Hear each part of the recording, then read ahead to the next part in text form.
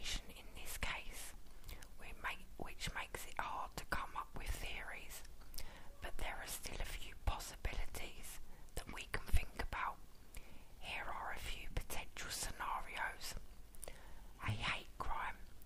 It is an unfortunate but undeniable fact that gender non-conforming and transgender people, especially those of colour, are far more likely to become victims of violent crime than the rest of the population.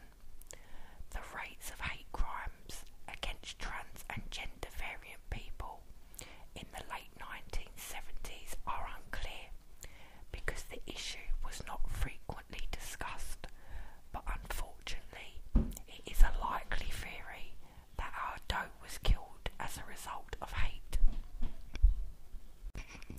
Trans women of colour are statistically more at risk of hate crimes within the LGBTQ plus community, and there is a possibility that our Doe was a trans woman. Despite this, it's important to remember that you can never tell someone's gender identity from just their remains. We don't know if this person expressed themselves in a feminine way all the time, or if they identified as a woman. For this reason, we cannot assume our Doe was a trans woman, but we can be aware that it is probable and an often accepted theory by many web sleuths and advocates for Does. No matter how our Doe identified themselves on the gender spectrum, we do know that they were gender variant in some way, which unfortunately would have made them at risk of violence. The fact that their nose had been previously broken also raises the concern that this person could have been targeted in the past.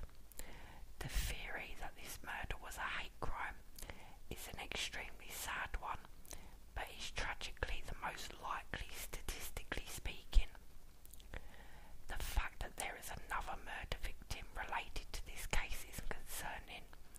There is little information about the other female victim recovered when Jackson County Doe was, but most articles on this case seem to imply that this other victim was dumped at the same time by the same person, presumably